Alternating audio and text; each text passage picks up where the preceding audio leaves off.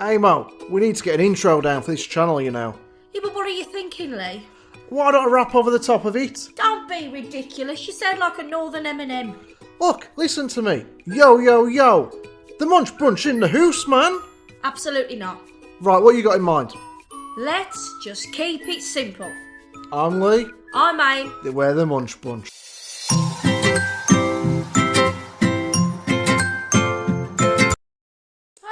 Welcome back to another mukbang with Aim and Leigh. We are the Munch UK. Leigh, tell them what we have on the menu. We have a lunchtime chip shop special. It's a UK tradition where when you're on your school lunch, you'd run over the chip shop if you're ever local and get like sausage and chips and gravy or curry sauce or peas. Curry sauce. Yeah, or mushy peas. So we've done that. It's not lunch. Well, it is lunchtime, but it's not school days. But they are back in school soon. Yeah. Also, I don't know what it was with our school, but we used to have like loads of mint sauce on ours. Oh no. Couldn't get it as an adult. I've got battered chips, which is a Midlands thing. Leigh's got plain. Yeah. I have had more oranger chips than this though, but these are the sort of like battered You ones. get a bit of an idea of it. Now normally, if I was having this for my dinner, like if we was having chip shop for dinner, this would not be enough to fill me up. But something like lunchtime and dinner, I'll be full after it, so guarantee it. Now me, I think this is perfect. Perfect size. Yeah. I'm not sure what the hell's going on with this flipping camera. Carry on now. Anyway. That'll do. It's my birthday on Sunday. Woohoo! Happy days. Yeah, birthday tomorrow, because this is going out tomorrow. Oh, well, yeah. We're recording this Friday lunchtime, guys. You'll see it Saturday evening. Yeah, it's my birthday tomorrow. 36 years young. Damn right. You don't look a day over 35. Oh, yeah. That much is for certain. Something really awkward happened. So I was in the chip shop. Two awkward things happened. One of them I can relate to. One probably can't. So I was in the chip shop and they had the hand sanitizer on the counter. Yeah. Big bottle of it. I'd put my hand on the counter to rest, as you do when you lean against the counter. Not supposed to do that. No. So I thought, I can't do that. So I'll sanitize my hands. I had my left hand out, squeezed the top of the bottle for it to. I'll press it down for it to come there. There's two Indian men stood next to me at the counter waiting to be served. They were talking amongst themselves, they were friends. And they were probably about from me to right there. Oh no, I pressed this thing down. And it wasn't my fault, it's meant to just drip onto my hand. You didn't. The sanitizer shot out. It's not even a lie, I'm not even just telling this for the cameras. It shot out like 2-3 foot away from me and landed on the bloke's trousers.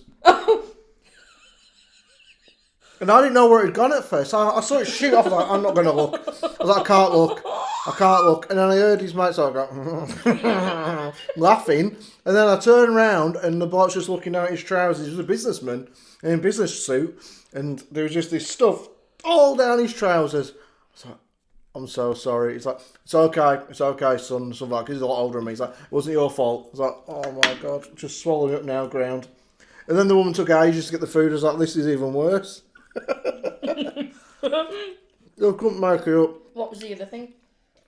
Oh, hang on. But I feel sorry for him if he's got to go into work now in them trousers. The looks he's going to get like, what the hell is on your trousers? Oh no, Leigh. I know, it's terrible.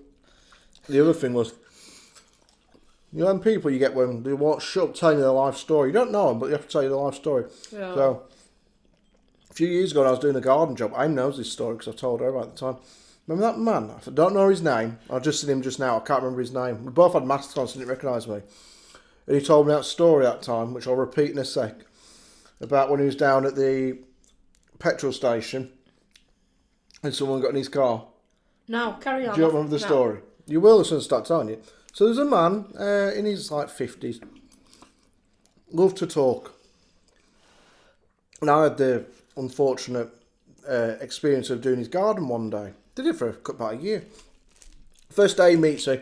All right there, Leigh. Like I told him my name. I was like, all right, sounds. So I forget his name now. Yeah, I'm all right. I've had a right old day of it now. I was like, okay. I don't know it word for word, but this is what I remember. Well, what happened? I was just getting my stuff out, getting set up, the lawnmower and stuff. Well, last weekend, I've just been down the police station just now. So, but last weekend, remember, yeah. He says, I was down the petrol station. Now listen to it and think about this logically, how this sounds to me. He said, I was down the petrol station at 1 in the morning. Okay, maybe he's just filling up his car. No problem there. He says, this woman walks to my car and gets in. I was like, okay. I was thinking it's a bit strange, but what about it? He says, she refused to get out. I was like, okay. That would be a bit of a... It would be, but the next part, he says, she turned to me and said, I am a sex worker. I'm mentioning use them words. And for so much, we can do what you want. He's like, get out my car, please. Just get out the car. She won't get out. He said, okay, you won't get out. Well, he went into the petrol station and mate, there's a prostitute in my car. She won't get out the car. I've only just met this bloke 2 minutes ago. He's telling me all this. He's like, so the petrol station worker wouldn't help him, couldn't do it about it. So I drove her to the police station. He told me that I said, I drove to the police station with the girl in the car. When I got there, she got out the car and walked off. I said, okay, whatever. He said, I went and knocked on the police station door and reported this incident. And they said, we know her name and whatnot. If she comes back again, let us know. About a week later goes by, about 1 a.m. again. He's there in bed, he gets a knock at the door. Oh my God. And he says, Leigh, I opened the door and this woman barged in. I was like, you're joking. And no, she pushed her way in and she went straight to my bedroom and won't get off the bed. It's like, it's a bit of an awkward one. I only met you 2 minutes ago, mate. I think this is too odd. How did she know where he lived? How exactly, Anne? Ow. My point exactly. Or maybe he'd hired her and then he thought, I'll drop her off somewhere and she won't get out the car. And then she knew obviously where he lived. But to me, he was just saying, yeah, she found where I lived. She followed the car back from the police station. Or something like that. I was like, right, this isn't really adding up now, mate. He said she threatened to to keep staying in the house or coming around my house unless I start paying her. I was like, oh, okay, I got you. I'd have gone ballistic. He said, so I had to pay her 50 quid to leave. What? He said, and she's been back the last 2 nights since then. Just won't leave. Just empties my house and won't bugger off. Like, okay, this is stupid. But I've seen him down the chip shop. I had my mask on. Some chips.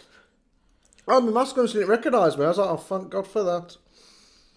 But I think he was just trying to get out of the fact that he'd obviously, and then she was like being a bit of an arse. And he thought, well, the only way to get rid of her is go to the police. Forget that. Oh my God. Some weird people about, I'm telling you that now. Don't invite people into your house if you don't know them. Especially gas men. They're dangerous, aren't they? No, they're not. They can be. How do you know? Plenty of people in Kildare through gas men. Have they? I'm guessing so, if they've made a mistake. What about electricians? Yeah, them as well. That's the worry, isn't it? Like, you trust in these people. So we had a gas leak a few years back now. And a lad rang up. We rang up a company and they sent round an independent worker. He turned up. I was like, all right, mate. He didn't have nothing on his van to say he was a gas technician or whatever. He's like, yeah, I'm here to service your gas meter and check if there's a leak. He said, there's not much I can do. If you keep smelling it, go and stand in the back garden for an hour. Yeah, we said, you've got carbon dioxide in the house. Oh my God. But I'll tell you one thing that I've started to freak out about. This is not knocking the people. But taxi driving. Would you ever get in the car with a stranger? You wouldn't, would you? Like, on a normal day-to-day basis, you wouldn't say, he's offering me a lift, yeah. I'll go. Now, just because people have... Unfortunately, there's been a lot of bad things happening with taxi drivers over the years. That's what I mean. Just because someone's been certified as a taxi driver doesn't make them safe. No, I mean, my dad done taxiing for a lot of years, so we're not knocking taxi drivers per se. Not at all. Taxi driver called Percy. But in general, it is a dangerous thing, of course it is. But taxi drivers also put themselves at risk. I always thought this with my dad. He'd be out working till 4 or 5 in the morning, picking up God knows who. This was before you had to... It works both ways, exactly the same. In fact, 90% of the time, it's actually the taxi driver who's in trouble. Yeah. I mean, it's a lot safer now because they have to make bookings. Oh, yeah, but what my point was, like, I used to... When I had the realisation of this was when I actually had my own experience with a taxi driver who wouldn't let me out the car. So, years ago, in my younger days, I was about 20, and I was going out with my best friend at the time to clubbing, And on the way back, so we dropped her off And then she got up outside my house, my mum's house. Yeah, you remember I the remember story? the story now, you told me it. And then he locked the doors and wouldn't let me out. He's like, no, you're not going. I was like, you what? He went, no, you coming with me? I says, I'm bloody not let me out the bloody car now.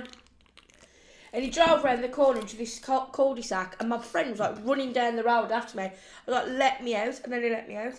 That's crazy. So It's really scary, especially, I mean, it's scary if you're a bloke, but if you're a woman, even what more I'm so. saying to you is, like, obviously, he wouldn't let me out the car. And then it got me thinking about, like, sometimes Tia will go off and do her thing, and she'll catch a taxi somewhere, and it freaks me out now. Yeah. Because, like, when would I ever let Tia go in a car with a complete stranger? You know, if you actually think about it, if you're a man with a woman in the car, it doesn't matter what sex you are, it's still a stranger, isn't it? I mean, I think some of the scariest films I've ever seen in terms of horror. I don't get scared by horror films. Ghosts don't bother There's me. one called Taxi Driver. No, he's a nutter. He was out to hurt innocent people. But I'm not fussed about all like your ghost films and stuff. You give me a film where called like The Hitcher, where there's a hitchhiker bloke and he's a nutter, or Roadkill. Just like general stuff that can happen on an any day basis. Like you're driving down a dark road and some nutter wants to run you off the road. That is going to scare the crap out of I've me. always been scared of lorries. How big is some of the lorries on? You know. But my dad, when he was younger, when he done the taxiing, many a time he told me stories how he'd had to chase people around the streets who hadn't paid. They got out and run off without paying. So yeah, he always used to have like a small round his back, like a baseball bat looking thing, underneath his seat. So out of order. And he'd drive after him. Sometimes he'd find him, sometimes not. It was like unwritten rules in that taxi drivers. If you get ripped off, keep the ready. And you only beat on yourself if you rip someone off like that. We was in a taxi the other day, coming back from the supermarket, and he said to me, he says, oh, usually on a Friday and Saturday night, he said it used to be clubs and everything. He says, now the most sort of popular place is Asda and Sainsbury's. He says, but there's loads of people going partying, you know. I says, really? He turned around and he says, yeah. He says, I went to this one house, and he said there was 20 blokes in the house all coming out together with bags of drink. And he says, oh, are you like having a party then? And he went, oh, the bloke went, oh no, we all live together. He said there must have been about 20 to 25 people. I was like... There was a few girls, he said, I was in the taxi today. He was taking a few girls, and they said, oh, here's the address, or wherever it was. He dressed was up taking them. to the nines partying. He's like, oh, were you off anywhere nice? Yeah, we're going to a party. He's like, you're not worried about COVID? Oh, we don't care. We want to do what we want to do. And to an extent, I mean, we were younger. I can imagine how stressed out and frustrated it must be to be like early 20. Oh, yeah, when you're younger. It doesn't bother us so much now. No. But we went to Morrison's yesterday. I was like, for God's sake, if this is what we've got to look forward to in terms of days out, to get out the house, go on shopping, it really wound me up. But then I thought there's not much else to do anyway, so might as well carry on. You can be anywhere in England right now. Can't do anything. But saying what I'm just said, when would you ever get in a taxi with a car of a complete stranger? I had this thought about swimming pools. Now, me and Tia went swimming at our local baths a few years ago, and some kid had took in the pool. That's disgusting. Now, when would I ever have a bath and invite round 10 people off other streets and say, come and jump in the bath with me? What's the difference between a public pool and a bath? Oh, yeah, because people... Swimming pools are disgusting when you think about it. You put it into context. Unless you've got your own private pool, you are taking your health into your own hands. You don't know what Dirty Barry's been doing in the corner. I'll tell you now, like, I've had people who I know, I'm sure it was your dad or something, but I'm sure it was in Tunis, yeah? Like, there was people who actually died from a circumstance of being in a pool. My dad got seriously bad. Well, he didn't die. Ear infections. Yeah. No. He got really bad ear infections on one of the oldies, weren't they? Pools. I mean, I know there's chlorine in it and everything like that, but you can never be too careful, can you? Well, you can't, because they had to empty that pool. Like, everyone get out of the pool! And we all got out. It was like something like Kevin and Perry.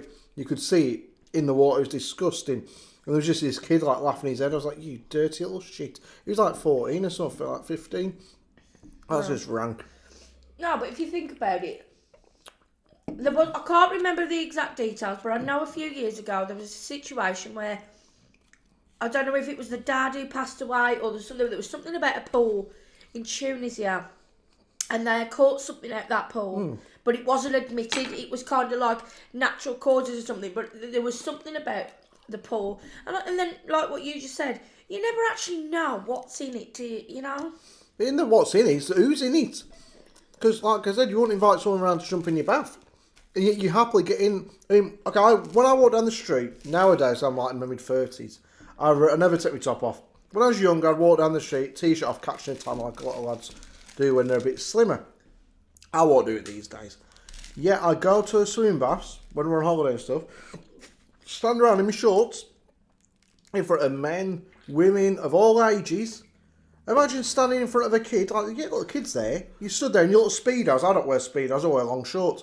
But you stood there in your underpants in front of a kid. You'd be done for bloody exposure. It's alright at swimming baths. I'll tell you what does my head in. And I have got a real psychological problem with this. Public showers without flip-flops. Standing on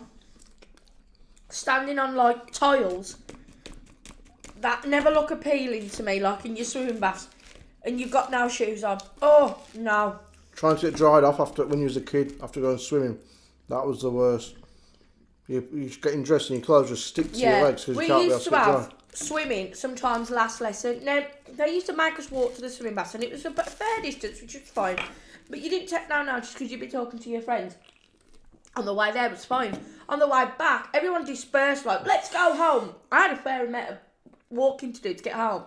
And so you was all in this mad rush to get your clothes, put your clothes on, dry off, get your hair dried. It was horrendous. I hate it. And they never do it just in the summer. Our swimming seems to all year round. But in winter, got the snow on the go. Right, we're going swimming today. Is that a really good idea, miss? It's a bit cold out. What about when we come out? We'll be cold. Our school took it in turns. So one term it was swimming, another term it was judo. So the judo was in the same baths as the swimming. You still have to go anyway. Yeah. Penny horse. It's not good. But mate, we was watching that 22 Kids and Counting last night. And Aang's winning me over a little bit with how they're not really that much of a pain in the arse. I still think they're a bit annoying. But, I mean, who the hell has 22 kids? You've got to put things into context. They have 22 kids. They can't stop breeding. That's context time. They like humping too much and having babies. It's okay. They have a lot of babies. Okay, whatever. But imagine taking them swimming. That would be a hassle. Especially if they don't all know how to swim. Keep an eye on like 15 kids at a time. No thanks. You've got to admit though, they're not bad parents. Like, I know there's a lot of them to go around, but It's only bad parents. I couldn't cope with all that. We'd struggle with 2 kids, other than Tia. No. I love Tia. But that's it for me. I can't have any more kids anyway, but the point of it is, me and Leigh too. Wow. Not into our own thing now, Tia's older necessarily, but we're just getting at that age now, we're like, okay, I want a £1 million motorhome. Just watching a documentary out last night. I just want to have an easy life without all this clutter around the house and more bloody trains than you need. No, what it is to me, because I was a young mum, I was a mum at 17, so I've spent like the first half of my adult life bringing up Tia, being a mum, so to speak, you know. So my mum had me at my age now, at 35, 36. And a lot of my friends now are having children at this age. You know, getting married round about 28. As I was saying, there's like some of my friends like are having children now, like 30s to 35, even 40s now, which is perfectly fine. For me, because I've been a mum for such a long time, and Leigh's been a dad since she was 4, just turned 4, I feel like I've done what people are doing nowadays, later, already, if you understand where I'm coming from. So I've done my parenting, so to speak. I couldn't imagine, like, Tia's 19 in October, she's 20 next year. I couldn't imagine having another baby. No. No. You've done your jail term. That's it. and not only that, like, me and Leigh have come to the point now, Tia does her own thing. We're still very much a family. Of course, she's my daughter forever, but Tia's beginning her life now, so to speak. And then, like, so me and Leigh do our own thing, because Tia's, like, about her friends now, and she does her thing. We get together now and again, like, and have meals and everything like that, but Tia's quite independent, isn't she? Yeah, I couldn't be doing with the whole getting up, nappies, feeding, all that. So when I was younger, I would have liked to have had the opportunity, but we did, because I met Tia when I was 21. She was already 4. So she was already feeding herself by then and changing her own nappies and stuff. No, she wasn't. She was in bloody underwear then. Whatever, you get my point now. I needed nappies at 21. But the point being now, I couldn't. Now, I'm happy as I am, thanks. Give us another dog one day. When we lose some dogs, we'll get another dog and that'll be it. We'll continue getting dogs. The thing is for me and Leigh now, it's like, you are allowed to say, like, some people take offence by saying, I don't want any more children. But there's some people who say, like, you know, they want tons of kids. That's absolutely great. Whatever your preference is. And I will say this, because there's a lot of people who've said to me and Leigh, well, haven't you got your own kids? Do you not want more kids? And that's a perfectly adequate question. But for one, I think I can't, now not many people know, I can't actually have any more kids. I can, but it could bump me off. Yeah, I bring it up on my own if I don't need to. So and two, it's okay to say that you are, like me and Leigh, are kind of like living our life now. Like, I've been a mum for 19 years nearly, and Tia's doing her own thing now.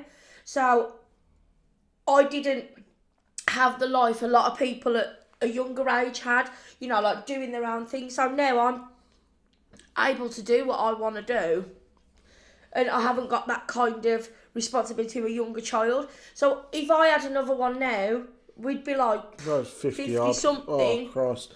I mean, it's like you think about it. Me and Aim have only had we had 2 holidays together, just together, without Tia and without. Because I will not go without Tia, will I? We went to the lakes just after we got married. No, we didn't. We took Tia with us then. We went to Torquay. Me and Aim went to Torquay for about 5 days. Lovely that was. And we went to Spain.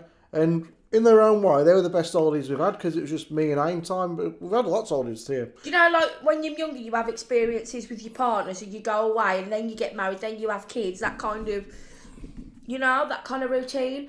Now, mainly with Tia, go away sometimes like two times a year, take Tia every time, don't we? Yeah, every time. Now Tia's got to a point where she wants to go with her friends.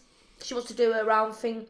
You know, circumstances have changed. So me and Leigh, when I was younger, didn't do anything like that, did we? No, so we went on holidays. We've never had a year without a couple of holidays, but we've took Tia with us, as you do. You should. And because Tia is young, like young, I said older rather. We're like 35. She's 18.